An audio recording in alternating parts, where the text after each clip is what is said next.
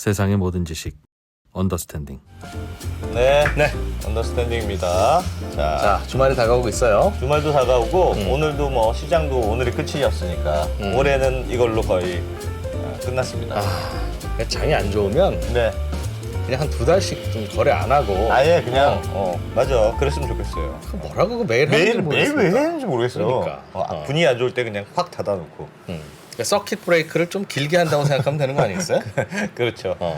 그랬으면 좋겠는데 결국은 마무리가 됐군요. 마무리가 되고 또 새해에는 또 좋은 일이 있겠죠. 예, 뭐 내려간 만큼 올라가는 거 아니겠습니까? 또 올라가는 그럼 만큼 좋겠네요. 내려가는 거고. 그럼 좋겠네요. 예. 오늘은 올해 마지막 저희도 마무리를 하고 있으니까 또 마무리는 또 오늘이 우리도 마지막 방송인가요? 생방송은? 생방송은 마지막 방송입니다. 오늘 하고 7시 45분. 내일은 또 장도 안 열리니까 하루 쉬고 네. 그렇게 하겠습니다. 그럼 또 나이를 한 살 더 먹겠네요. 저는 학년이 올라갑니다. 학년이. 네. 예. 자, 오늘 코리아 모니터 김수원 편집장님 모셔서 포스코 그룹에 대체 무슨 일이 있느냐. 제 기억에 상반기에 하여튼 포스코가 현금이 난리 났다.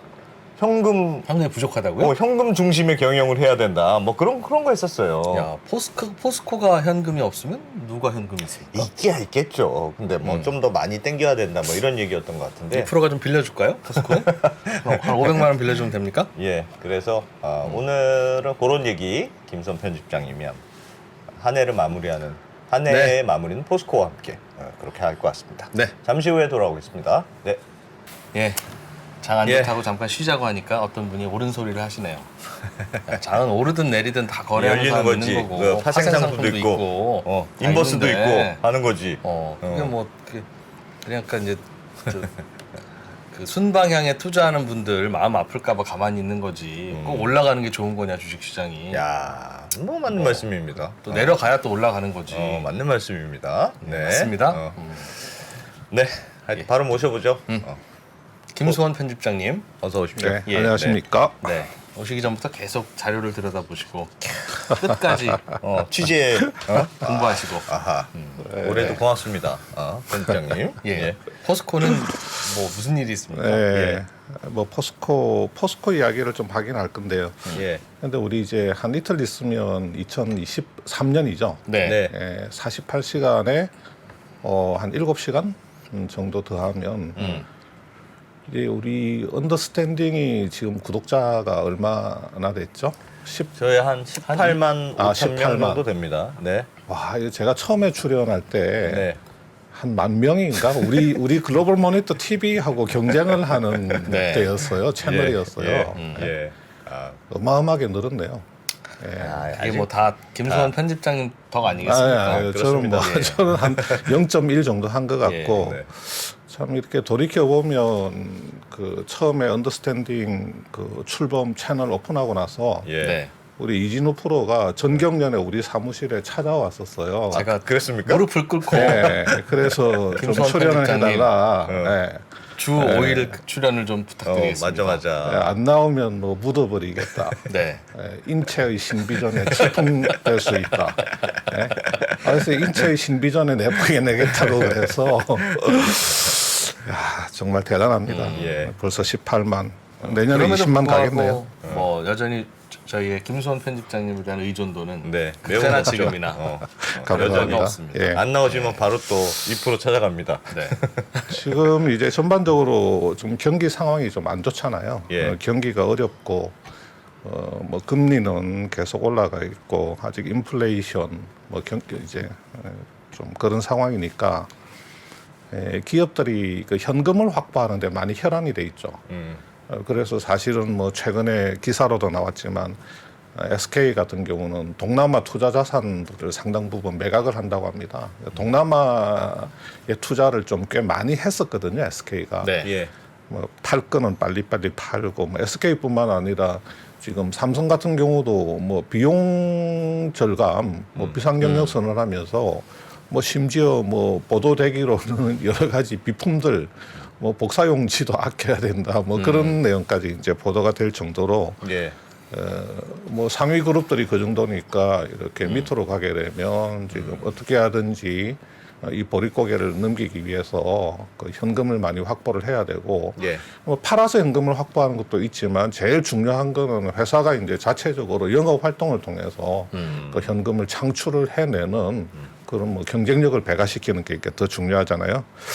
근데 지금 뭐 내년에 되면 아마 더 이렇게 우리가 기업들을 볼 때 예. 캐시플로우가 더 중요하게 될 겁니다. 올해도 물론 중요했지만 회사 가지고 있는 그 캐시의 여력, 유동성 또 그 회사의 이제 캐시플로우를 중요하게 봐야 될 텐데 이게 캐시플로우라고 하는 게 굉장히 간단하고 쉬운 것 같으면서도 약간 또 미묘한 부분이 있어요. 그래서 제가 그 외부에 뭐 이렇게 강의 다닐 때도 굉장히 그 캐시플로우에 대해서 이 사람들이 많이 어려워해요. 이렇게 공부를 하던 분들이 네. 이 캐시플로우를 해석하는 데 있어서 그래서 제가 뭐 늘 항상 그렇듯이 우리 구독자분들 그 눈높이에 좀 최대한 맞춰서 뭐 어려운 것도 좀 쉽게 네. 쉬운 건 더 쉽게 예. 언더스탠딩의 정신 아니겠습니까? 예. 그런 정신에 입각해서 기업의 현금 흐름을 볼 때 어떻게 하면 그런 걸 좀 오해하지 않고 잘 볼 수 있는지 네. 그 포스코 그룹의 사례를 들어서 조금 설명을 좀 드리도록 그렇게 그 하겠습니다. 현금 흐름이라는 게 되게 중요하기는 한데 예. 저는 포스코 그룹이 이거의 샘플이 된다는 게 오히려 놀랍습니다. 네. 이 포스코 그룹의 현금 흐름을 사람들이 일반적으로 좀 착각할 수 있는 그런 부분들이 그래요? 있어서 그 설명을 좀 드리도록 그렇게 하겠습니다. 현금 흐름에 약간 문제가 있을 수도 있어요, 포스코 그룹이? 문제가 있다기보다는 큰 문제가 없는 것을 오해할 수 있는 그런 소지가 좀 오히려? 있는 숫자상으로 숫자상. 예. 알겠습니다. 그 우리가 뭐 기업의 현금 흐름이다 그러면 크게 세 가지로 보죠. 이제 영업 활동 현금 흐름, 그다음에 투자 활동 현금 흐름, 네. 재무 활동 현금 흐름. 이제 이 영업 활동 현금 흐름이라고 하는 거는 우리가 영업 그러면 뭐 물건을 돈. 만들어서 판다는 느낌이잖아요. 네. 근데 이게 회계에서 말하는 그 영업 활동이라고 하는 거는 예를 들어서 제조 기업들 같으면 물건을 제조 생산해서 보관하고 판매하는 그런 그 활동들을 다 포괄해서 영업 활동이라고 합니다. 네. 예. 단순히 판매하는 것 말고 생산 제조하는 것까지 다 포함해서 뭐 투자 활동은 뭐 설비 투자를 한다든지 지분 투자를 한다든지 아니면 뭐 지분을 처분한다든지 그 뭐 투자 자산을 취득하거나 처분하는 활동이고 예. 재무 활동은 뭐 자금을 조달하고 상환하고 또 이제 우리 이제 주주들한테 배당을 하는 활동 이런 걸 뭐 다 통틀어서 이제 재무 활동이라고 하거든요. 예. 제일 중요한 건 영업 활동이죠. 뭐 영업 활동에서 현금 흐름을 창출을 해서 그걸 가지고 투자 활동도 하고 또 주주들한테 배당을 주는 재무 활동도 하게 되는 거죠. 그래서 이제 영업 활동 현금 흐름이 기업에서 제일 중요한데 이 영업 활동 현금 흐름을 잠시 이제 화면을 한번 일단 보시겠습니다. 보면 이 기업의 그 영업 활동 현금 흐름이라고 하는 게 이렇게 크게 봐서 이렇게 네 가지로 구성됩니다. 일반적으로 모든 기업이 100% 다는 아니지만 거의 한 90% 이상 기업의 이 영업 활동 현금 흐름이라고 하는 게 첫째는 순수하게 영업 활동에서 창출한 현금, 그다음에 이자를 현금으로 지급을 하거나 현금으로 이자를 받은 돈, 예. 그 다음에 배당금을 현금으로 이렇게 주주들한테 준 거, 네. 그 다음에 법인세, 세무서에 법인세를 현금으로 납부한 거, 이건 네 가지를 다 통틀어서 영업활동 현금 흐름이라고 하거든요. 그러면 예. 우리가 볼 때는 야 이자를 뭐 주거나 뭐 받은 거, 뭐 배당금을 받은 거 이건 좀 영업 활동은 아니지 않느냐 하는 생각이 들잖아요. 아까 투자 활동도 있었잖아요. 예, 항목에. 예. 근데 이제 이 그냥 이자 지급이나 수치, 배당금 수치 이런 게 우리가 본질적으로는 영업 활동으로 보기는 좀 애매한 측면은 있지만 그냥 캐시플로우에서는 그냥 이것을 영업 활동으로 예, 그냥 넣어 버립니다. 어쨌든 돈이 들어왔다 이거죠. 어쨌든. 예. 근데 이게 이제 소수의 기업들은 이자를 받거나 준 거, 배당금 같은 거 이런 거를 투자 활동으로 돌리기도 합니다. 하지만 아까 말씀드린 대로 제가 볼 때는 거의 한 90%의 기업들은 그냥 이자 주고 받은 거, 배당금 받은 거 이걸 그냥 영업 활동 현금 흐름에다가 넣어 버립니다. 예. 이렇게 넣어 버려요. 네. 그다음에 법인세 뭐 납부한 것도 뭐 법인세 납부한 게 이제 사실은 영업 활동의 결과물인 이익에 대해서 세금을 내는 거니까 그냥 영업 활동의 현금 흐름에다가 이렇게 이제 넣어버리는 거죠. 납부한 만큼 현금 흐름은 마이너스 되는 거죠. 그럼요. 그렇죠. 근데 이제 우리 포스코 홀딩스, 포스코 그룹의 지주회사죠. 네. 올해 상반기에 그 현금 흐름표를 보면 자, 1월부터 6월까지죠. 영업활동 현금 흐름이 2,836억입니다. 근데 이게 포스코 홀딩스라고 하는 것은 그 밑에 예. 그 자회사를 뭘 가지고 있냐면 뭐 포스코 건설, 또 뭐 포스코 강판, 지금 회사 이름 바꿨죠. 포스코 뭐 스텔리온인가? 예. 그다음에 포스코 인터내셔널, 뭐 포스코 케미칼, 포스코 에너지 막 이런 굵직한 기업들을 가지고 있죠. 그러니까 포스코 홀딩스의 그 연결 현금 흐름이라고 하는 것은 사실 포스코 그룹의 현금 흐름으로 그렇게 네. 생각을 해도 무방합니다. 올 상반기에 이제 2,836억 원의 영업 활동을 통해서 창출한 현금이 2,836억이다 이거죠. 예. 네. 근데 작년에 같은 기간에는 2조 2천억이었단 말이죠. 어마어마하게 줄었죠. 예. 우리가 이 숫자만 놓고 보면 야 이거 포스코 그룹의 영업활동 현금 흐름이 야 아주 박살이 났구나. 와, 어마어마하게 지금 도대체 어떻게 된 거야 이런 생각이 들죠. 근데 자, 우리가 앞에서 본 것처럼 순수하게 영업에서 창출한 현금 흐름이 있죠. 예. 네. 이건 별 차이가 없잖아요. 네. 이건 올해 2조 올 상반기에 2조 1천억? 뭐 작년에는 2조 뭐 3,900억? 예. 2.4조? 예. 이건 별 차이가 없단 말이죠. 영업 순수하게 영업에서 창출한 거는 뭐 2조대로 거의 비슷한데 그럼 뭐가 이 밑에서 뭔가 차이가 난 거예요. 아까 전에 네. 보여줬던 예. 몇 가지 자, 다른 이자를 것들이 주고 받고 배당금을 받고 이거는 별 뭐 숫자가 그렇게 뚜렷하게 차이가 막 큰 격차가 예. 없어요. 예. 뭐냐면 법인세 지급액을 보니까 올해 상반기에는 법인세를 실제로 세무서에 현금으로 갖다 바친 겁니다. 예. 한 2조 2천억 정도를 갖다 바친 겁니다. 이렇게. 세무조사 당했어요? 2.18. 이렇게 많이 냈어요. 갑자기 법인세 이렇게 많아졌어요? 근데 많이 벌었으니까 많이 내는 거죠. 근데 근데 작년에는 3천억이란 말이죠. 네. 3,200억이란 말이죠. 자, 올해 상반기에 낸 그 2조 원의 법인세라고 하는 거는 21년도 실적에 근거한 겁니다. 작년 실적? 그렇죠. 당연하죠. 21년도에 돈을 많이 벌었기 때문에 21년도 실적에 근거한 세금을 올 상반기에 낸 겁니다. 네. 예, 그렇죠. 그러니까 이게 어떻게 보면 올해 상반기에 이 영업 현금 흐름이 순수한 영업 활동을 통해서는 한 2조 1,200억 뭐 이렇게 이 포스코를 논하는데 이 벌레 소리가 많이 들리네요 지금. 예. 저 위에 뭐 이게 뭐 그 한풍구에서 한풍구에서 나온 소리인 줄 알았습니다. 신경 안 쓰셔도 됩니다. 예. 영업 순수하게 영업 활동으로는 2조 1,200억 원의 현금을 창출했는데 네. 작년에 돈을 많이 버는 데 대해서 올 상반기에 법인세를 내다 보니까 법인세를 어마어마하게 내다 보니까 영업 활동 현금 흐름은 2,800억밖에 안 되는 겁니다. 네. 네. 자, 그러면 포스코의 그동안에 포스코 홀딩스의 그 손익 계산서를 한번 볼게요. 네. 19년, 20년, 21년에 세금 내기 전 기준으로 3조 2조 가다가 작년에 9조 9조를 4천억이에요. 벌었네요. 예. 네. 작년에 어마무시하게 세전 이익을 내다 보니까 이 세전 이익에 기반한 세금을 올 상반기에 낸 겁니다. 예. 그러니까 상반기에 저렇게 포스코 그룹의 현금 흐름이 저렇게 나타났을 때, 포스코의 영업 현금 흐름이 작년 같은 기간에 비해서 87%나 줄었다. 음하게 줄었다. 지금 뭐 현금 흐름이 난리가 났다. 도대체 영업을 어떻게 한 거냐.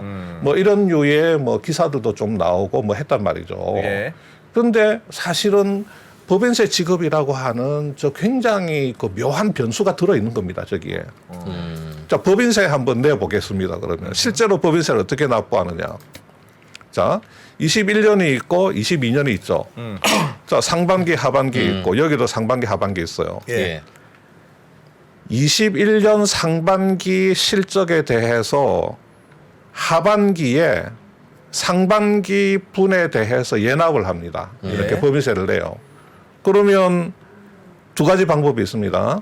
상반기에 실적을 실제로 가집계를 해서 세금을 낼 수도 있고 예. 그게 아니고 그 전 해의 실적에 기준해서 그냥 일단은 연합을 하는 거죠. 그렇게 연합을 하고 그 다음에 상반기에 작년 연간분을 납부를 합니다. 연합분은 제외를 해야 되겠죠. 그죠? 실적이 완전히 다 나왔으니까. 네. 근데 이렇게 연합을 할 때 많이 하고 싶겠습니까? 조금 하고 싶겠죠. 포스코처럼 뭐 1조, 2조, 3조 숫자를 이 돈을 갖다 바쳐야 되는데 그러면 포스코가 21년 상반기에 작년에 실적이 좋았으니까 상하반기 다 실적이 좋았는데 예. 작년 상반기 실적을 가집게한 거를 근거로 해서 연합하기보다는 20년도 조금 못했던 실적에 근거해서 일단은 연합을 한 겁니다. 예. 그래서 이때 연합을 한 3천억밖에 안 한 거예요. 연합을 3천억밖에 안 하니까 2조 2천억의 나머지 정산분을 올해 상반기에 납부를 하게 된 겁니다. 예. 요 법인세 이렇게 돌아간 건 아시겠죠? 예. 예. 그러니까 이게 사실은 22년도 상반기에 뭐 포스코 계열사들의 뭔가 큰 문제가 있고 있어서가 아니라 뭐 주요 계열사들이 뭐 영업이 안 되고 뭐 완전히 뭐 박살이 나가지고 그렇군요. 1년 전에 비해서 1년 전에 2조 2천억 영업 현금 흐름을 냈는데 올해는 2,800억밖에 못 냈다. 이건 아니라는 거죠. 왜? 순수하게 영업 활동에서 창출한 현금 흐름을 보니까 뭐 2조 몇 천억으로 이제 비슷한 네. 거죠. 예. 예, 그 포인트를 봐야 되는 겁니다. 궁금한 게 있습니다. 그러면 만약에 예납을 네. 너무 많이 냈어요. 근데 실제로 내야 되는 건 주로 그럼 환급 받습니까? 환급 받아야죠, 당연히. 저희가 정산하는 거니까. 이익이 안 나서 법인세를 내본 적이 없다 보니 모릅니다. 왜 세금을 먼저 내는지 예납이 뭔지 법인세가 뭔지는 알죠? 압니다. 만약 이익이 난다면 네. 난다면 거. 내는 세금입니다. 알고 아니, 우리 있습니다. 개인도 그렇지 않아요? 우리 개인도 근로소득세 매달 원천 징수하고 예. 그다음에 나중에 내년에 연말 정산 받잖아요. 예. 보니까 너 많이 냈네. 그러니까 이제 환급 받는 사람도 있고 너는 좀 덜 냈어 하고 더 내기도 하죠. 예. 환급 받는 방법은 간단합니다. 원천 징수를 많이 하면 됩니다. 원천을 환급 받고. 매월 원천을 많이 떼는 겁니다. 그래서 옛날에 저 회사 다닐 때도 회사 격리팀에 이야기해가지고 야 그래도 환급 받는 맛이 있어야지. 그래서 나 매월 원천 징수 많이 해가. 그래서 격리팀에서 다른 사람보다 원천 징수를 많이 해가고 그 다음에 2월달에 어마어마하게 막 200만 원씩, 300만 원씩, 400만 원씩 네. 환급을 받습니다. 예. 알고 보면 조삼모사잖아요. 아닙니다. 근데 월급 봉투로 가는 건 아내에게 직접 가는 거고 환급은 연말정산 환급은 따로 내 통장으로 받는 그렇죠. 거니까 일단 받는 건 좋은 겁니다. 머리가 다른 겁니다. 그거. 네, 알겠습니다. 근데 21년도에도 네. 똑같이 그 전에 예납을 하고 네. 21년도 상반기에 나머지 분을 납부했을 거 아니겠어요? 네네네. 근데 그래도 그렇게 차이가 많이 그러니까 이게 해마다 네. 그 이익을 내는 수준이 비슷하게 가면 해마다 한 3조 이익을 낸다. 그러면 어차피 이렇게 똑같이 돌아가는 거니까 예. 어차피 올해 내야 될 분 내년에 이렇게 좀 정산을 하고 해마다 이익을 비슷하게 내면 이 현금 흐름표를 해석하는데 그렇게 큰 문제가 없어요. 근데 예. 지금 그 포스코 홀딩스처럼 한 3조, 2조 하다가 갑자기 21년도에 세전으로 한 9조 4천억을 내버렸단 말이에요. 갑자기 돌출적으로 이게 크게 났어요. 그러면 22년도 상반기에 법인세 정산하면서 어마어마하게 내게 되는 겁니다. 그렇겠네요. 예. 예. 그래서 뭐 해마다 이익이 비슷하면 알겠습니다. 큰 고민할 게 없습니다. 현금 흐름표를 보는 현금 데 흐름에 있어서. 확 줄어든 건 사실 법인세 낼 거 낸 거 때문에 그렇다. 그렇죠. 그러니까 전년도 실적에 근거한 법인세를 낸 거지. 이 올해 영업이 좀 잘 안 되고 부진해가지고 저 현금 흐름이 저렇게 죽은 건 아니니까 예. 이걸 잘 봐야 된다는 알겠습니다. 겁니다. 예.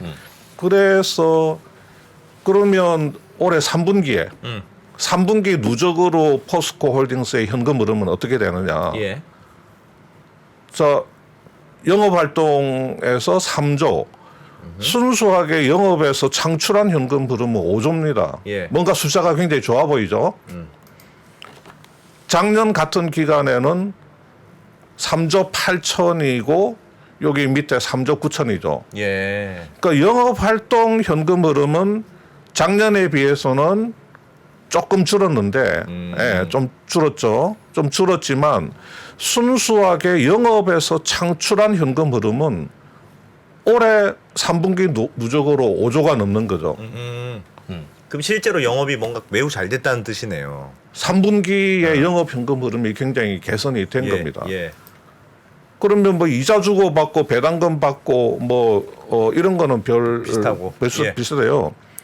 법인세 나간 돈이 어차피 뭐 3분기 누적치로 이렇게 가게 되니까 예. 1월 달부터 9월 달이니까 상반기에 법인세가 많이 나갔으니까 상반기에 법인세 2.2조 나갔는데 지금 9월까지 2.58, 2.6조로 잡으면 한 4천억 정도 더 붙은 겁니다.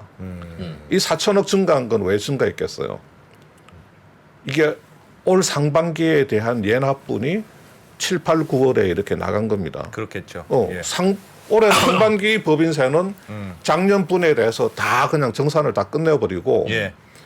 요거 3분기 1월부터 9월까지니까 아마 8월 31일까지 올해 상반기에 대한 예납분을 4천억 정도 낸 걸로 이렇게 예. 예. 보면 되는 거죠. 당연히 이제 작년 1월에서 9월도 뭐 조금 한 예, 5,400억 조금 더 늘었고 그러니까 여기서는 3분기 누적치로서는 그 법인세 상반기처럼 법인세 때문에 큰 타격을 받지는 않는 겁니다. 물론 4천억이라는 돈이 작은 돈은 아니죠. 예. 증가한 거 4천억이라는 돈이 작은 돈은 아니지만 그리고 또 뭘 봐야 되냐면 그래도 3분기에 순수하게 영업에서 창출한 현금 흐름, 순수하게 영업 활동만으로 창출한 현금 흐름이 5조 1,800억이야? 작년에 3조 9천억인데 굉장히 좋아졌네. 굉장히 네. 좋아졌어요. 예. 상반기하고는 비교가 안 되게 역전이 됐어요. 상반기에는 작년 상반기가 순수한 영업 현금 흐름이 더 좋았는데 네. 지금 9월 달까지 딱 놓고 보니까 이게 올 9월 달까지가 더 좋은 거죠. 올해 같은 경우는 이게 보시면 매출 채권이라든지 재고 자산 이게 현금 흐름을 많이 갉아먹어 버렸어요. 예. 매출 채권이 엄청나게 증가하니까 한 2조 갉아먹어 버리고 재고 자산의 증가로 마이너스 효과를 준 게 이게 한 2조 5천억 이렇게 되잖아요. 네. 예. 근데 올 3분기까지 숫자를 보면 작년 3분기까지하고는 비교가 안 되게 매출 채권이나 재고 자산이 현금을 갉아먹은 정도가 작아요. 작년 3분기까지는 재고에서 4조 5천억 원의 현금 마이너스 효과가 있었잖아요. 여기 네. 보시면 예. 올 3분기에는 1조 6천억밖에 안 돼요. 잘 팔렸다는 뜻이네요. 재고 없이. 재고 회전이 작년 그 같은 기간보다는 좋았다는 거죠. 예. 그다음에 작년 3분기에 매출 채권 증가로 한 2조 원의 마이너스 효과가 있었는데 현금 흐름에서 이거 올 3분기에는 한 2,800억밖에 안 돼요. 네. 수금도 그러니까 잘 됐다는 뜻입니까? 수금도 잘 되고. 예. 그러니까 이게 뭐냐면 7월 달에 포스코 그룹의 최종호 회장이 그룹의 전 계열사의 모든 임원들을 불러 모아서 메시지를 던졌잖아요. 현금 위주의 경영으로 간다. 예. 이제는 그냥 현금이라 현금 흐름, 자금 흐름에 차질이 안 생기도록 하라. 예. 그러니까 당연히 밑에 임원들은 매출 채권 될 수 있으면 빨리빨리 회수하고 재고 뭐 회전 높이고 뭐 이런 데 아마 주력을 했겠죠. 예. 그때 모든 매체에서 포스코 그룹이 비상경영 들어간다. 현금 위주 경영으로 간다고 뭐 다 보도를 했으니 포스코 같은 그런 그 기업 문화에서 그 밑에 뭐 임직원들이 어떻게 하든지 뭐 회장의 그 메시지를 받들어서 다들 또 현금 흐름을 받아다니까 개선시키기 이거죠? 위해서 엄청나게 노력을 했겠죠. 아니 그러면 그러면 올해 상반기쯤에 그 최종호 회장이 현금 경영을 얘기했을 때도 그렇게 현금이 어려웠던 상황은 아니었던 걸로 보이는데요. 그렇게 현금이 두 가지 의미로 봐야 됩니다. 네. 뭐냐면 포스코 전 계열사에 순수하게 영업 활동을 통해서 창출한 현금 흐름은 작년 상반기나 올 상반기나 크게 변화는 없다. 근데 올 상반기가 10% 정도 작아요. 예. 한 10% 정도 작아요. 예. 근데 지금 분명히 어찌되었든지 간에 지금 작년에 장사를 잘해서 번 돈이 많다 보니까 그 법인세를 올 상반기에 한 2조 2천억을 그냥 세무서에 납부를 했단 말이죠. 예. 그러니까 그만큼 회사에서는 법인세 납부분만큼 작년에 많이 벌기는 했지만 그만큼 상반기에 창출한 영업활동 현금 흐름 자체가 또 쪼그라든 거는 맞잖아요. 또 그건 부인할 수 없잖아요. 우리가 현금 흐름표를 보고 해석을 할 때 예. 아 이거는 영업을 되게 못해서 영업활동 현금 흐름이 작은 것은 아니야 라고 해석을 할 수 있죠. 순수한 영업활동 현금 흐름은 괜찮은데 예. 그렇지만 지금 현재 영업활동에서 창출한 현금 흐름이 2,800억 밖에 안 되는 건 그거는 맞단 말이에요. 영업 부진의 탓은 아니라고 해석은 할지언정. 예. 예. 그래서 이 현금 흐름을 저는 개인적으로 한 분기 또는 두 분기 이렇게 현금 흐름표를 놓고 현금 흐름이 좋다 나쁘다 이렇게 신문 기사들이 많이 나오잖아요. 그건 좀 지양해야 됩니다. 원칙적으로. 예. 최소한 1년 4개 분기 또는 2년까지 한 2년 정도 보고 현금 흐름을 해석하는 게 맞고 최소한 한 1년 정도는 봐야 되는데 어차피 매체들은 매 분기 실적 나올 때마다 기사를 쓸 수밖에 없으니까 그때 뭐 분기 현금 흐름을 가지고 이제 기사를 쓰는 거고 아. 또 이렇게 뭐 경기가 침체되고 기업이 어렵고 그러면 예. 그 이제 이런 분위기에 맞춰서 기사를 쓰다 보면 이렇게 현금 흐름표를 정교하게 보지를 않고 그냥 현금이 영업 현금 흐름이 포스코 그룹이 87%가 줄었다. 그렇죠. 큰일 났다. 그런 기사들 뭐 좀 이런 있었어요. 식의 이제 느낌으로 기사를 이제 쓰는데 아. 이제 우리 구독자분들 같은 경우는 예. 조금 더 예. 이렇게 좀 현금 흐름표를 해석할 수 있는 그런 힘을 가지는 게 이게 이제 중요한 거죠. 그러니까 지금 포스코 인터내셔널이나 포스코 강판이나 네. 뭐 포스코 건설 같은 주요 계열사들이 전반적으로 상반기에 비해서는 3, 4분기 7월에서 9월 사이에 현금 흐름이 굉장히 좋아졌다. 매출 채권이 상반기 잔액이 2조인데 보세요. 상반기 잔액이 2조인데 지금 3분기 말 9월 말 잔액이 2,800억입니다. 예. 재고가 상반기 반기 말 재고가 2조 5천억인데 예. 9월 말 재고가 1조 6천억입니다. 예. 재고 다운되고 매출 그러네요. 채권 다운됐잖아요. 그러네요. 다만 한 가지 상반기에는 매입 채무가 한 8천억 플러스 효과를 줬는데 네. 1월에서 9월까지 놓고 보면 매입 채무가 8천억 마이너스로 돌아선 거. 매입 채무 상환을 많이 했다는 겁니다. 매입 채무가 뭐였죠? 외상. 외상, 뭐 외상. 원재료 같은 거 외상으로 사는 외상. 거. 돈 빨리빨리 줬다. 외상 값을 많이 이렇게 갚았다는 빨리 거죠? 갚아준 겁니다. 예. 그러니까 그 매입 채무가 확 줄어버리죠. 매입 채무가 감소한다는 거는 외상 값을 갚아줬다는 거니까. 그러나 현금 흐름에서는 마이너스다. 그 현금 흐름에서 회장님 방침에는 어긋나는 방어네요. 최대한 가지고 있어야 되는 거 아니에요? 회장님 아직 현금. 외상값 누가 갚았노? 그렇지. 그게 돈이 되나? 받을 건 빨리빨리 받고 줄 건 안 주고 있어야 현금이 이렇게 돌 거 아니겠습니까? 예. 야, 이 회장님 방침은 어긋나게 했네. 그럼요. 예. 이거 징계. 알겠습니다. 예. 그래서 자, 지금 이제 이게 표에서 보시는 것처럼 지금 계속 재고 이슈가 있습니다. 안 팔린다. 반도체도 안 팔린다. 가전도 안 팔린다.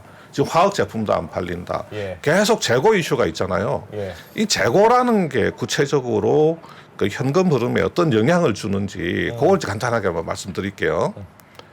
삼성전자의 올해 1월에서 9월까지 하고 작년 1월에서 9월까지 영업 활동에서 영업 활동 현금 흐름이나 예. 순수하게 영업에서 창출한 현금 흐름이나 보시면 이렇게 숫자가 별 차이가 없습니다. 네. 예.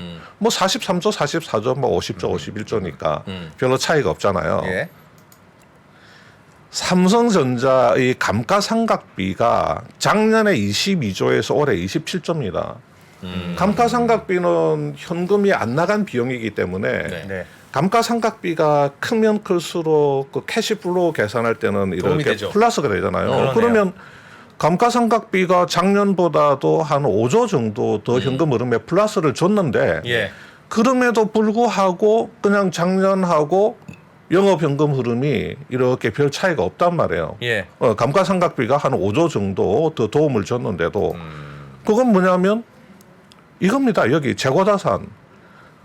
작년 3분기에 재고가 끼친 마이너스가 5조 6천억인데 네. 올 1월부터 9월까지는 14조 6천억이에요. 그러면 구조 재고가 지금 9조의 마이너스 효과를 준 거 아닙니까? 작년 같은 재고가 기간에 많이 비해서. 쌓였다. 맞습니다. 지금 뭐 반도체, IT, 디지털 기기 쪽에서 예. 사실 뭐 완제품도 재고인 것이고 원재료도 재고인데 지금 완제품 재고도 이제 상당히 좀 늘고 있고 그다음에 원재료 재고도 물건이 안 팔리면 원재료를 라인에 막 투입해 가지고 예. 물건을 뭐 적극적으로 많이 만들지를 못하죠. 예. 그러니까 지금 다른 것보다도 가장 큰 영향을 주고 있는 게 이겁니다. 이렇게. 재고자산. 자, 재고가 이렇게 14조 6천억으로 현금 흐름에 마이너스 효과를 줬으면 돈을 좀 늦게 줘서 매입 채무를 증가시키면 현금 흐름이 좋아질 터인데 그렇죠. 삼성전자는 지금 매입 채무도 현금 흐름에 마이너스 영향을 주고 있는 겁니다. 이렇게 4조. 그거는 뭐 삼성전자니까 줄 돈을 늦출 수가 없어요. 네. 예, 줄 돈은 그냥- 잘 줬고. 예. 그래서 뭐 설이다 추석이다 그러면 이제 뭐 재경부 기재부에서 그러면 이제 신문에 기사 나가잖아요. 설 앞두고 주요 그룹 뭐 네. 조기 결제 뭐 이렇게 이제 쭉 뭐 나가는 거고. 그래서 뭐 이런 데는 거래처하고 저희 회사도 삼성그룹 계열사하고 거래하면요. 네. 전자음으로 받지만 굉장히 빨리 결제가 됩니다. 어. 굉장히 빨리. 어. 네. 굉장히 빨리 결제가 됩니다. 네.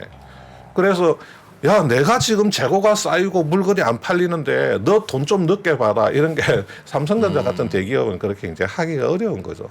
그러니까 이게 매입 채무에서도 이렇게 현금 흐름에 마이너스 효과가 이렇게 나타나는 거거든요. 네.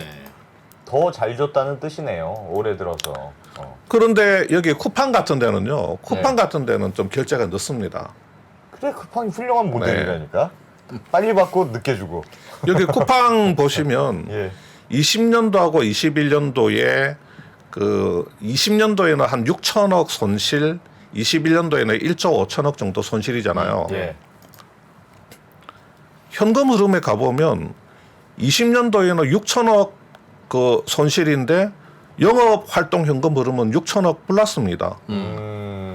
순수하게 영업에서 창출한 현금 흐름도 6,600억 플러스잖아요. 예. 네. 작년에는 1조 5천억 세전 손실인데 영업 활동 현금 흐름은 겨우 680억 정도 마이너스입니다. 예. 그리고 영업에서 창출한 현금 흐름은 390억도 플러스예요. 예. 현금 흐름이 굉장히 그 양호하게 나타나고 적자가 있죠. 큼에도 불구하고. 실제로 네. 그 손익계산서 상의 손실에 비해서는 근데 그게 여기 보시는 것처럼 아. 쿠팡도 사업이 확장되면서 매출 채권이 늘고 예. 매출 채권이 마이너스 효과를 주고 재고 자산이 한 5천억 원대의 마이너스 효과를 계속 주고 있지만 예. 매입 채무에서 4,500억 플러스 미지급금에서 5,600억 플러스 예.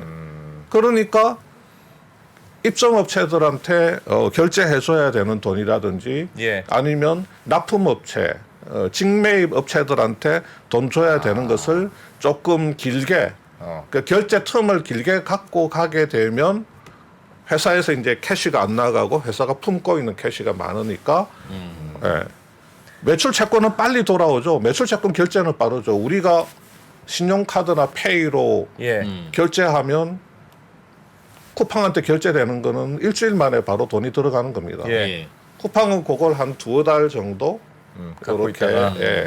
갖고 있다가 한 2달 만에 이렇게 결제를 해주면서 이 캐시플로 좋게 말하면 그 캐시플로 중심의 유연한 경영 나쁘게 말하면 뭐 결제를 좀 빨리빨리 안 해주는 뭐 하여튼 그런 그런 느낌이 들죠. 그래서 쿠팡 같은 이런 이제 유통업체들은 뭐 시장 지배력이 있는 유통업체들은 그런 시장 지배력을 활용해서 예. 뭐 캐시플로를 어느 정도 좀 유연하게 조절을 할 수가 있고요. 옛날에는 우리나라 유통업체들도 분기 말이나 반기 말 결산을 할 때는 예를 들면 납품업체한테 야 분기나 반기 결산되고 나면 돈 넣어줄게. 일단 우리 재무제표 좀 좋게 하고. 일단 만들고 좀 보자. 그리고 이제 분기 이렇게 결산 다 하고 나면 이렇게 돈 쏴주고. 아하. 왜냐하면 저기 분기 실적을 발표하고 또 이 예리한 또 투자자들이 캐시플로우에 눈독을 들이고 이제 보고하면 뭐 그러는 경우도 이제 들어 있었다고 하더라고요. 예, 제가 보지를 못했지만. 그렇죠. 네, 그런 경우도 뭐 있었던 것 같습니다. 자, 그래서 예. 지금 이제 조금 더 이제 몇 가지 더 말씀드리면 예. 이 반도체가 이제 좀 안 좋잖아요. 여기 이제 제가 엊그저께인가 SK 하이닉스 그 한화투자증권의 리포트를 보니까 예.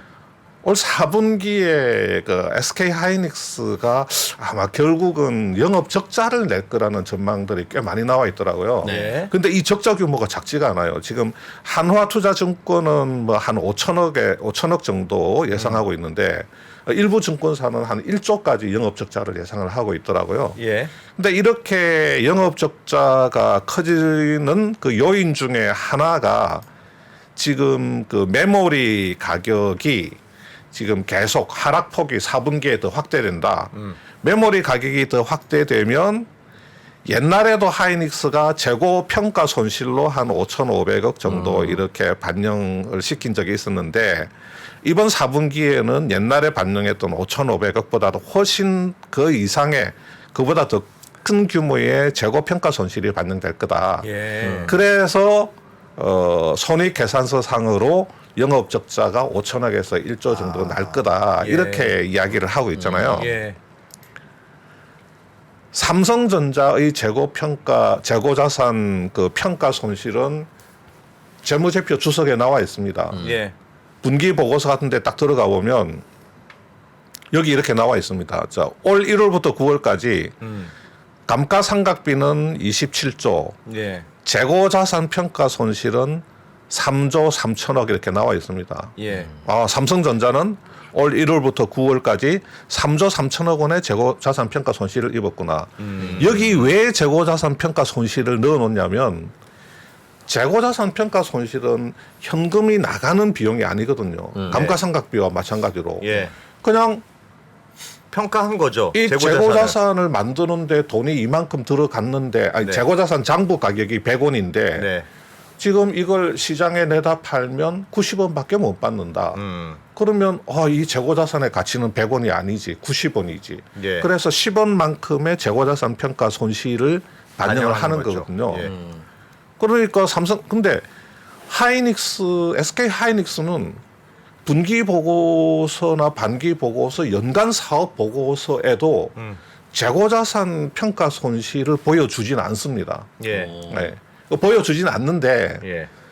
삼성전자는 그 현금 흐름표에서 재고자산 평가 손실을 딱 보여주거든요. 예. 근데 SK 하이닉스는 현금 흐름표에서 재고자산 평가 손실을 보여주지 않아도 저 회계 처리를 현금 흐름에 맞게 합니다. 그게 이제 제가 요 자리에서 그걸 설명드리려면 시간이 좀 걸리고 네, 조금 네. 난이도가 올라가기 때문에 그건 생략하고 안 해도 되긴 됩니까? 그거 아니요 해야 돼요. 해야 되는데 예. 현금 흐름표는 회사가 실제로 현금이 들어오고 나가는 것을 기준으로 만드는데 네. 삼성전자처럼 재고자산 평가 손실을 계산을 해가지고 이걸 손익계산서에 반영을 해주고 그 다음에 재고자산 평가 손실은 현금이 안 나간 비용이니까 우리는 여기 3조 3천억만큼은 현금 흐름에 더할게 하고 예. 재무제표 주석에서 우리 투자자들한테 이렇게 보여줄 수도 있고 이 숫자를 그냥 안 보여주고 재고자산을 계산을 해가지고 실제로 재고 자산으로 인해서 현금 흐름에 어떤 영향이 갔는지를 보여줄 수 있는 그 방법이 있어요. 예. 근데 대충 알 수는 있습니다. 표를 보면. 예. 요게 하이닉스가 그 보여주는 재고자산 그 평가 충당금이라는 표거든요. 예. 이 표를 보면 3분기 말까지 한 3,500억 정도 재고자산 평가 손실을 입었습니다. 지금. 예. 근데 4분기에 가게 되면 이보다도 이제 더 커진다고 하니 여기서 추가로 이제 4분기에 메모리 가격 낸드하고 뭐 디램 가격이 더 떨어지니까 3분기까지 3,500억 원을 인식을 했는데 예. 지금 추가로 가격이 더 떨어지니까 예. 그럼 4분기에는 뭐 예컨대 뭐 또 뭐 몇천억의 재고자산 평가 손실이 날 수도 있죠.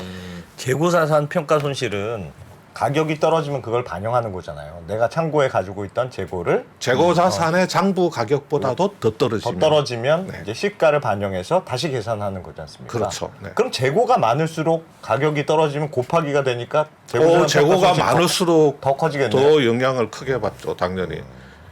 물건이 안 팔려서 재고가 막 쌓여가는데 시장 가격마저 떨어진다고 하면 회사가 보유하고 있는 이 재고자산의 가치평가를 하게 되면 그만큼 재고자산 평가 손실이 크게 되죠. 근데 재고자산 평가 손실은 캐시플로우에서는 이제 더해주는 건데 예. 캐시플로우에서 더해주면 뭐합니까? 재고 자체가 지금 엄청나게 늘어나 있기 때문에 재고자산의 증가는 현금 흐름에서는 마이너스로 반영을 해주니까. 예.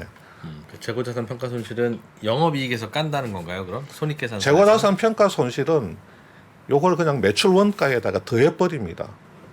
어쨌든 손실이다. 그러니까 매출액에서 매출 원가를 빼서 빼요. 매출 총이익을 구하는데 예.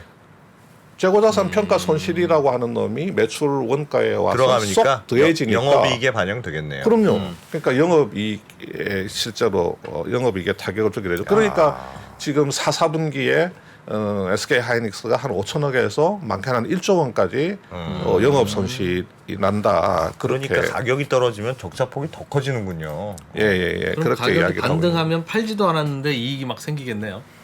장부가만큼까지. 가격이 반등하면 예를 들어서 내가 가지고 있는 재고에서 재고자산 평가 손실이 발생이 됐어요. 네. 예.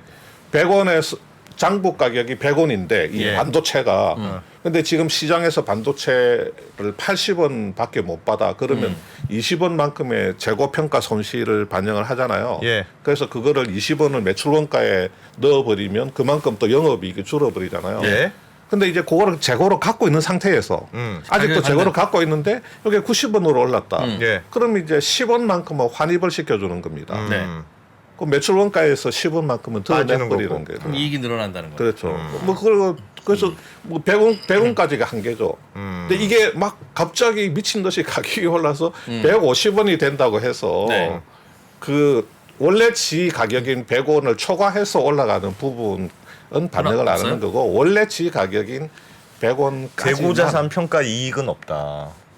왜 그렇게 그렇지? 배웠잖아요. 환입도 원래 지 가격까지만 환입을 시켜주는 거죠. 가격이 회복된다고 하더라도. 원래 장부가는 어떻게 잡습니까? 그럼? 원래 만들었을 장부 때 가격은 시장가? 만드는 가격이에요. 제조 원가? 예. 빵을 만드는데 네. 재료비 들어가죠. 또 인건비 들어가죠. 감가상각비 들어가죠. 그래서 빵 10개를 만드는데 10,000원을 넣었다. 그러면 빵 하나에 1,000원이잖아요. 시장 가격과 무관하게 그렇죠. 그 1,000원 그 빵 하나에 들어간 1,000원 이 장부가고 그게 이제 이렇게 창고에 가서 빵 재고 자산 가격으로 이렇게 1,000원이 돼 있죠.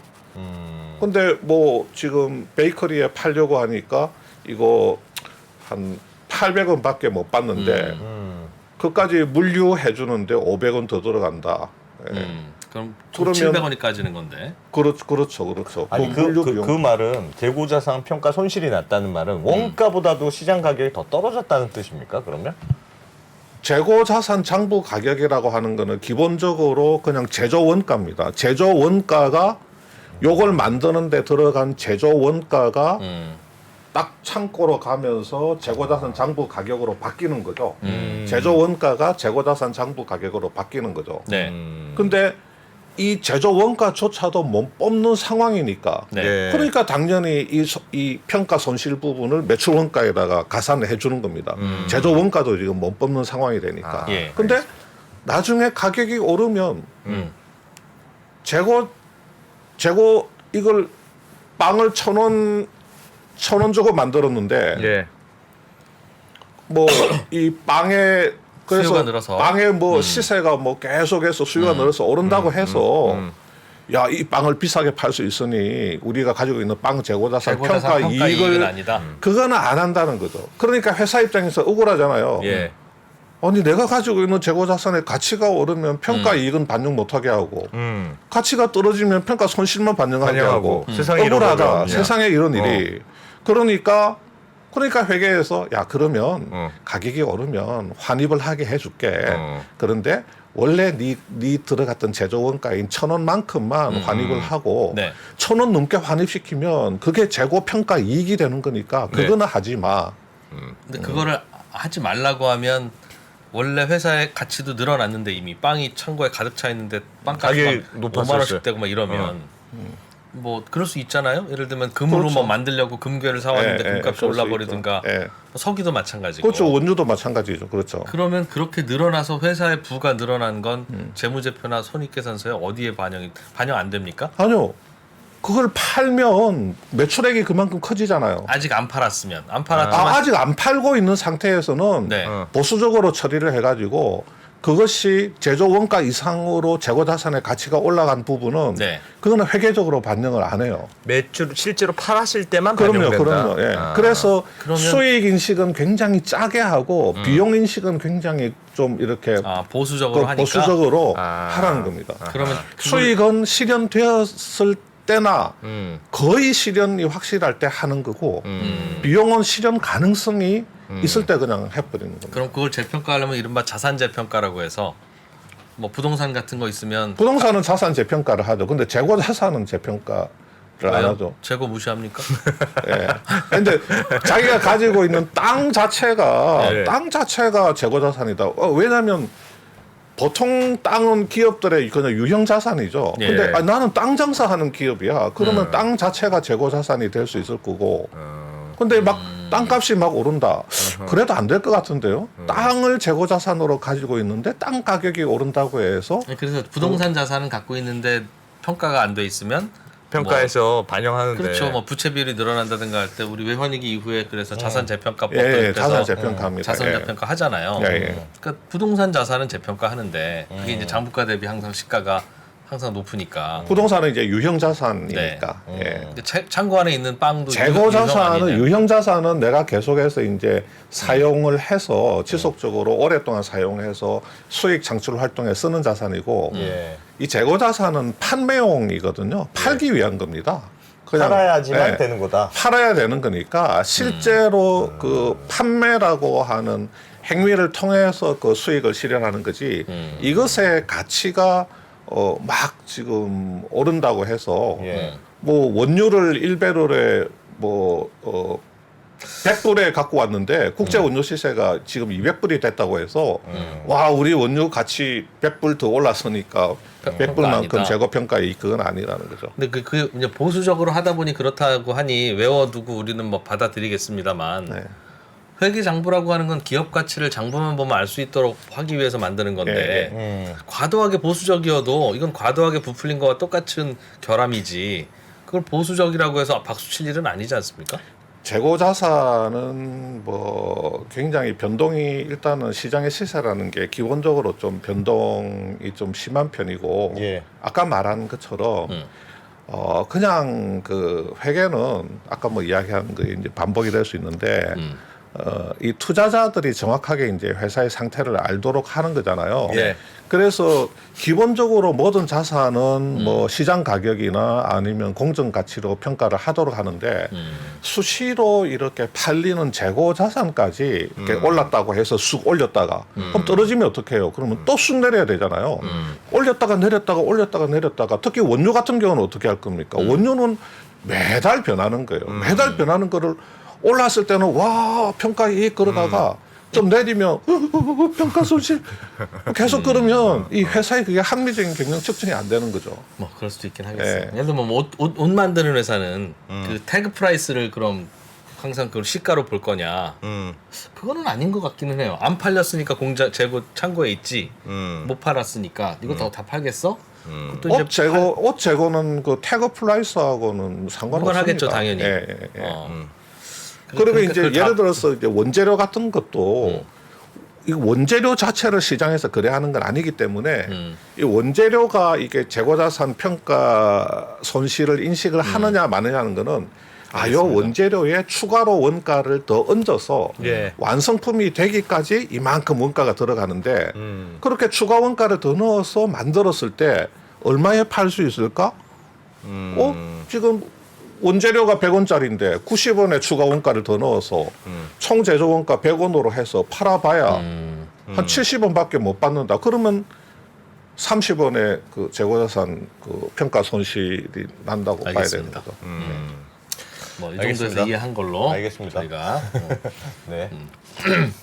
더 싸울까 하다가 뭐 하여튼 그 현금 흐르면 이렇게 굉장히 중요한 지표가 될 수 있으니까요. 예. 예. 손익계산서 보시고 현금 흐름표를 봤는데 이 숫자가 굉장히 작아졌다. 네. 또 아니면 굉장히 높아질 수도 있는데 높아지는 것도 마찬가지입니다. 회사가 매입 채무만 엄청나게 늘려가지고 보니까 야 이거 재고자산을 외상으로만 사오면 매입 채무 그냥 늘어나잖아요. 그러면 재고자산 증가해가지고 현금 흐름 깔아먹은 거 매입 채무 확 늘려가지고 다 반가이가 되는 거거든요. 그거는 회사가 인위적으로 캐시플로우를 만들어내기 위해서 그런 정책적으로 그런 걸 한 거니까 그런 것도 한번 보시고 또 포스코 사례처럼 보니까 이거 작년에 너무 저 이익을 많이 내가지고 네. 이거 올해 세금을 다 뒤집었었네. 그래서 영업활동 현금 흐름이 안 좋네. 그러면 순수한 영업 그 현금 창출 금액을 보시고 이게 순수한 영업에서 버는 돈은 이게 큰 문제가 없구나. 예. 네. 그렇게 이제 투자 판단을 하는 뭐 이렇게 지표로 좀 활용을 할 수도 있고. 알겠습니다. 예. 한 5분 정도 나왔는데 요것도 한번 설명해 주시죠. 시간 모자랄까요? 카카오뱅크 부분. 한 5분 더 쓸까요? 네, 감사합니다. 그러면 카카오뱅크에 무슨 또 일이 있었어요? 화면 한번 나 거기 보시면 통장 있는데. 예. 화면 보시면 예. 최근에 이제 이런 뉴스 있었죠. 한투증권이 한투금융지주하고 한투밸류 자산운용이 보유하고 있는 카카오뱅크 지분을 인수한다. 예. 이렇게 되면 한투증권의 자본이 8조를 넘게 되어서 예. 자본 8조 이상 되는 증권사들은 종합투자 계좌 IMA 서비스가 가능하거든요. 요거는 이제 고객들 돈을 싹 모아가지고 전부 다 통합해가지고 기업에 대출을 해준다든지 회사채 투자를 한다든지 해서 실적 배당형으로 주는 겁니다. 예. 요건 자본이 8조 이상 돼야 되는데 지금 미래셋 구조인가요? 하여튼 한투증권도 이렇게 된다는 거거든요. 그래서 사람들이 왜 카카오뱅크 지분을 사는데 뭐가 그렇게 왜 자본이 왜 늘어 이런 의문을 가지고 있어서 그러니까 현금을 주식으로 바꿨을 뿐일 것 같은데. 네. 왜 그렇죠? 그래서 그거 간단히 설명드릴게요. 예. 이 금융지주 100% 자회사죠. 증권은 예. 또 증권의 100% 자회사로 밸류 자산 운용이 있습니다. 네. 그러면 지주는 카카오뱅크 4%를 가지고 있죠. 네. 이거 증권한테 판다는 겁니다. 밸류 운용은 카카오뱅크 23%를 갖고 있는데 이것도 증권한테 판다는 겁니다. 예. 그러면 총 거래 금액이 3.4조 정도 됩니다. 네. 예. 증권이 지주한테 당연하죠. 돈 0.5조 줘야죠. 주죠. 예. 돈 줘야 되고. 그 다음에 이제 이 증권은 밸류 운용한테는 2.9조를 주죠. 그래서 이제 3.4조가 되는 건데 캐시를 받아서 증자에 참여했군요. 그 대신에 이제 지주는 유상증자로 이제 증권의 유상증자 0.3조를 하는 겁니다. 그 다음에 밸류 운용은 배당으로 1.7조를 돌려줘요. 예. 돈이 들어오는데 예. 배당으로 돌려주게 됩니다. 그렇게 되면 한투증권의 자본은 왜 증가냐면 유상증자로 0.3조 들어오죠. 그 다음에 밸류 운용이 주는 배당이 있잖아요. 이게 배당 수익으로 잡히거든요. 이게 배당 수익으로 잡히면 이익이 늘어나게 되는 겁니다. 배당 수익이니까. 이익이 늘어나게 되면 늘어난 이익은 자본으로 가서 이익 잉여금이 되죠. 예. 그러니까 유상증자분 0.3하고 밸류 운용한테서 받게 되는 그 배당으로 땡겨온 돈 이게 어차피 자본으로 들어가서 이익 잉여금을 증가시켜 버리니까 이거 두 개를 합쳐버리면 자본이 2조가 증가하죠. 근데 한투증권이 지금 별도 재무제표 기준으로 한 6조 몇 천억 자기 자본이 있으니까 요 거래를 통해서 자본이 2조가 늘어나니까 8조를 넘어가게 되는 겁니다. 근데 이제 사람들이 야 그러면 이게 밸류 운용은 이거 2.9조의 주식을 팔면 예. 밸류 운용이 지금 장부상으로 가지고 있는 카카오뱅크 지분이 한 6천억 정도 되는데 예. 2조 9천억에 팔고 장부에 6천억이면 2조 3천억 원의 처분 이익이 생기니까 예. 거기다가 야 그러면 양도세를 엄청나게 내야 될 것 같은데 네. 근데 여기는 세금을 안 내는 거예요. 이거 그 100% 완전 모자 회사 간의 거래는 예. 그 법인세법상으로 이 하나의 경제적 실질로 봐서 연결 납세 가 되기 때문에 네. 한투 정권이 밸류 운용한테서 받은 그 카뱅 주식을 예. 외부의 제3자한테 팔 때 그때 세금을 내는 겁니다. 양도세지. 어차피 아. 왼쪽 네. 주머니까 오른쪽으로 옮긴 거다. 어차피 밑에 그 100% 자회사하고 거래한 거는 내부 거래로 봐가지고 예. 그냥 경제적 실질로는 한 실질 안에서 그냥 주식만 이렇게 이동을 했을 뿐이다. 외부에 매각한 게 아닌 개념으로 그 법인세법상의 연결 납세를 적용을 시켜주는 겁니다. 근데 한투정권이 카뱅 주식을 외부에 팔 일이 있겠어요? 예. 거의 없다고 봐야죠. 그러니까 세금 낼 일은 거의 없다. 예. 그리고 한투정권은 별도 기준으로 자본이 8조가 넘어가면서 IMA, 인베스트 매니지먼트 어카운트, 종합 그 투자 계좌 그 서비스를 할 수 있으니까 뭔가 새로 돈을 벌 수 있는 그런 기회를 예. 이제 크게 확보를 하게 되죠. IMA 하려고 그냥 계열사끼리 지분 서로 그냥 모아준 거군요. 뭐 그게 이게 어차피 한투 정권이 가져가야 될 지분인데 예. 지금 카뱅 주가가 엄청나게 떨어졌으니까 예. 지금이 그냥 기회죠. 지금 쌍값에 주고 그렇죠. 사올 수 지금 있으니까. 거래하는 게 오히려 아하. 더 한투 정권 입장에서는 이제 캐시 그 나가야 유출을 되는데. 조금이라도 작게 할 수 있는 아. 그런 방법이고 이거 얼마 전까지 6조였습니다. 6조를 지금 2.9조에 거래하는 겁니다. 이게 아하. 작년 말 기준으로는 밸류 운용이 가지고 있는 카뱅 지분이 6조 5천억이었어요. 가치가. 예. 예. 그 지금 반 이상으로 떨어진 겁니다. 지금 빨리 저기 혹시 그러네, 더 오를지 그러네. 모르니까 지금 좀 일단은 거래를 해놓는 게 지금이 좋죠. 저점이라는 뜻입니까? 그럼 그들이 보기엔 한투가 뭐 보기엔 그럴 수도 그러면은- 있겠죠. 아니 뭐. 저점에서 저거를 하면 좋은 게 뭔데요? 일단은 한토 정권 입장에서는 캐시 캐시를 아웃 되는 어쨌든 거를 그 표 좀 당장에 다시 한번 캐시해요. 보여주세요. 죄송합니다만. 네. 예. 이게 0.5조는 지주에 줘야 되고 2.9조는 밸류 운용에 줘야 되잖아요. 예. 물론 1.7조를 배당으로 땡기긴 하는데 그럼에도 불구하고 한토 정권이 가지고 있는 내부 유보금이 나가게 되는 줄어드니까. 겁니다. 한 1몇 조가 그렇지, 나가게 그렇지. 돼요. 어쨌든 네. 한투증권 입장에서는 쌍값의 지분을 그렇습니다. 받았다는 거죠. 예. 한투증권 입장에서는 지금 카카오뱅크 주가가 예. 바닥이라고 본 거네요.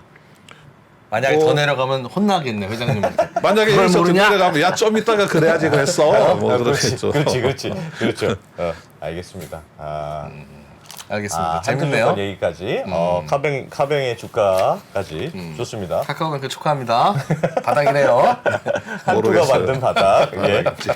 알겠습니다. 그 끝나기 전에 저희가 두 개 있습니다. 저희 광고주가 네, 기억이 미움. 기억이 미음 있잖아요. 김. 네. 자, 요거 댓글창에 저희 이 언더스탠딩 창에 이 업로드가 되면 네. 댓글 우리 여러 번 해봤는데 순서 20명께 요거 하나씩 보내드린답니다. 아, 김. 연말이니까 네. 연말이 이거 뭐냐? 김수원 할 때 김입니다. 기억이 미음인데 이게 네. 그거예요. 김수원 할 때 이게 김. 탁 하나 뜯어가지고 밥에 아니지 밥에 이렇게 비벼 먹는 거죠. 김가루 들어있는 거죠? 김가루 들어있는 거 있지 않습니까? 자, 여러분. 맛있습니다. 자, 이거 잘 하시려면 언더스탠딩 그 알림 설정하셔야 돼요. 딱 올라오자마자 막 댓글 달아서. 댓글 달아서 네. 20분께 드리겠습니다. 죄송합니다. 기억이네요. 저희가 고맙습니다. 좀 넉넉해지면 네. 많이 사서 대부분 드릴 텐데 지금은 여력이 없어서 선착순을 강요하는 걸 네. 죄송하게 생각합니다. 예, 그러나 이거 밥에다 비벼 먹으면 맛있습니다. 네, 맛있습니다. 인생 뭐 있습니까? 어차피 태어나서 새끼 먹다가 가는 거 네, 그거 네. 맛있게 먹는 게 네. 인생에서 승리하는 겁니다. 네, 업로드 되면 하고 그 자세한 내용은 저 언더스탠딩 커뮤니티에 네. 제가 또 올려놓겠습니다. 코리아 모니터의 기억이 미음 수환 편집장님 감사합니다. 감사합니다. 네. 예. 네, 저희도 인사하고 나갔다가 네. 7시 45분에 7시 45분에 오늘 네, 부동산 얘기하죠. 맞습니다. 네, 오늘 배문성 애널리스트 뜨거운 관심을 보였던 네, 배문성 애널리스트. 야, 레전드 2탄. 네, 다시 좀 한번 기대하십시오. 들어보겠습니다. 고맙습니다. TV 다이비와 2024년의 시작을 딱 만들었거든요. 나이 드니까 스튜디오랑 사무실 왔다 갔다 하는 것도 힘드네요. 누가 나 좀 업고 다니면 좋겠다. 옛날에는 직원 숫자 적어서 그나마 편했는데, 야, 이건 언제 하나하나 다 하고 있어. 이 프로 왜 그래요? 하루 종일 이메일 보느라고 시간 다 가고 이거. 내가 얼마나 비싼 사람인 줄 알아? 아니 아직도 아마라스텐 안 깔았어요. 그렇게 디지털 전환이 늦어가지고 어떡하려고 그럽니까? 누가 한 방에 싹 다 된다 그러던데. 아마란스텐?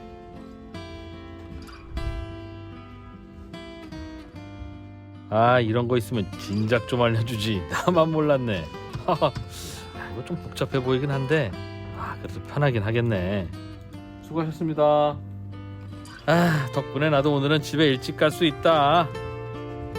유후! 후후! 맞다. 이따 또 방송 있지. 방송은 좀 쉽게 할 수 있는 거 없냐?